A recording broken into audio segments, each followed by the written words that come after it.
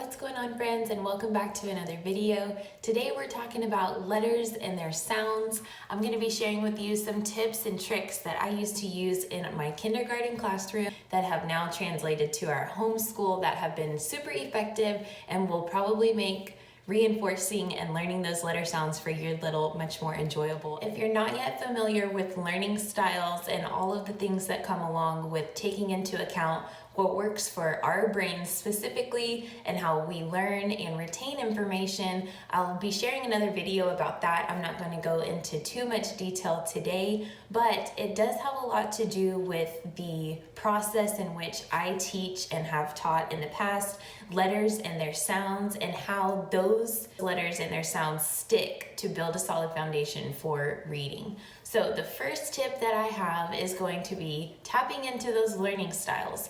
Now, what I mean by this is some people benefit from retaining information visually, like watching video. Some benefit from audio, learning through hearing things. Some people benefit from hands-on experience, that would be their kinesthetic area of learning. And some people benefit from linguistic learning. So if they're retaining and listening to information or also being able to practice verbally.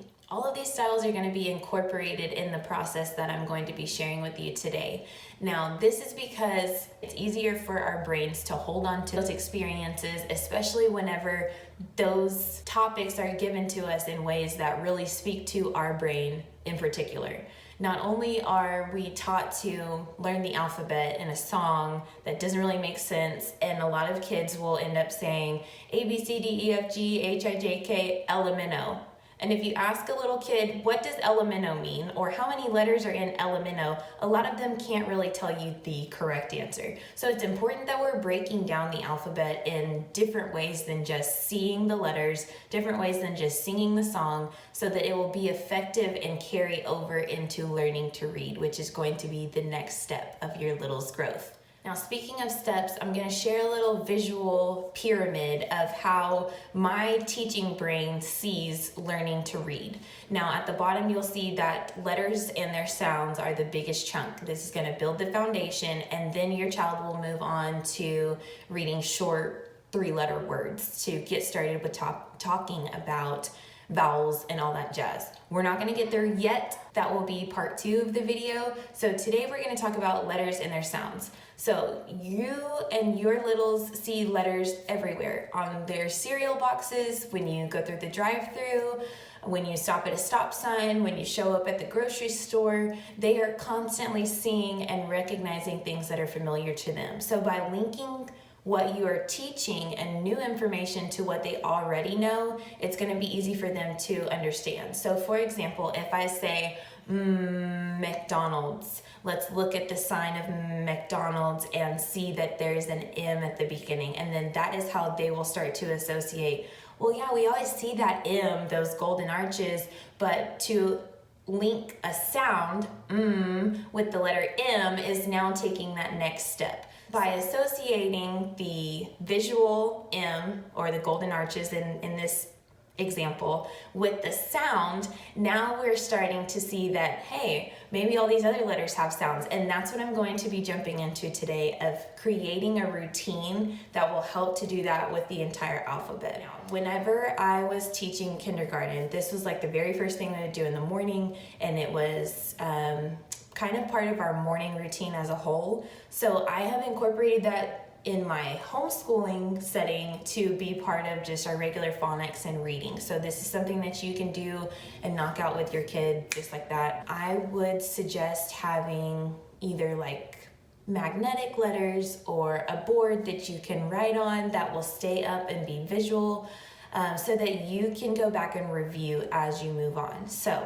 let's go ahead and start with A, and I'll give you an example of what you're going to be doing if you want to follow this routine of learning the letters and their sounds, to make it easy for your little to be able to catch on quickly and to have many resources to go back to encourage them to start reading and to be confident in beginning to read. Okay, I gave you the example of familiar text with McDonald's. So now we're going to talk about the familiarity that we have with the ABCs.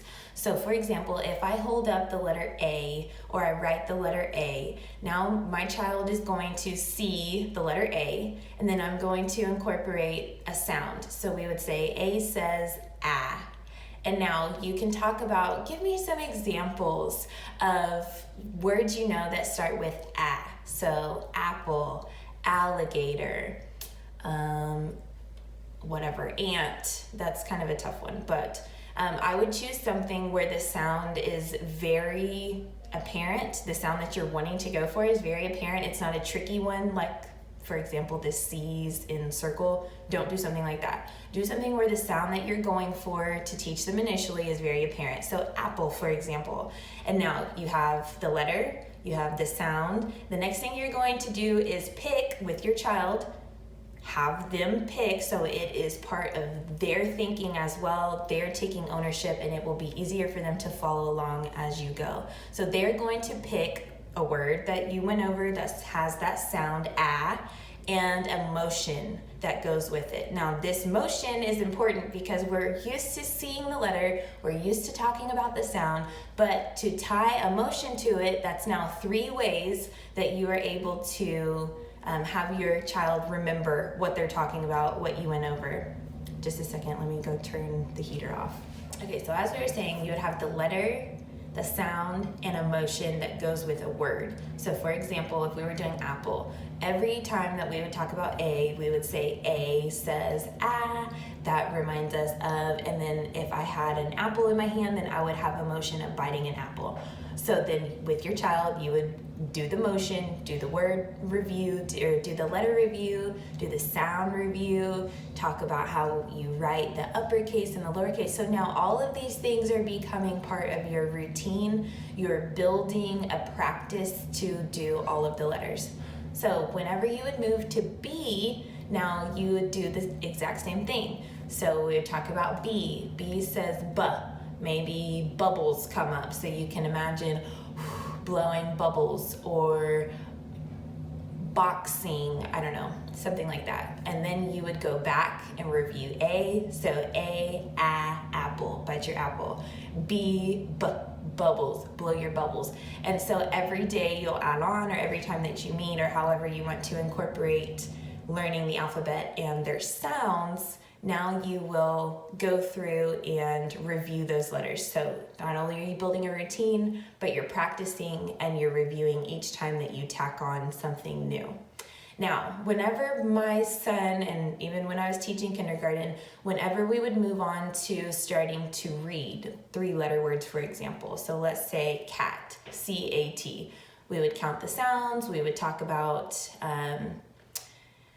consonants and vowels along with that, but then when we would start to write and sound out a word, so if I asked someone, how would I spell cat? Then they would say k-at.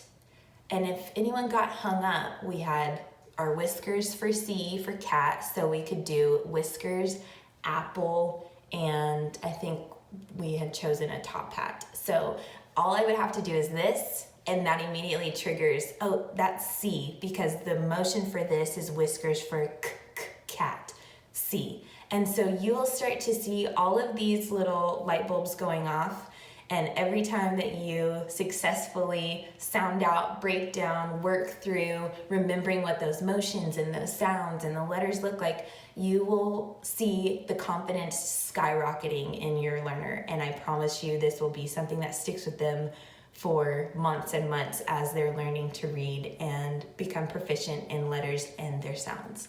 Not only building a routine, but sticking with it, working through it, and using those tools continuously to speak to the different pieces of our brain and the learning styles that we have will make such a huge difference. So I just wanted to share that little tidbit with you today and how I teach phonics and building that foundation of reading and knowing letters and their sounds. I will be coming out with a part 2 to this video where we talk about what's next, what do you teach after the alphabet and those short words, and how do you make those concepts stick. So I hope that you will subscribe so you don't miss that. And if you enjoyed this video today, be sure to give it a thumbs up, and I will see you next time.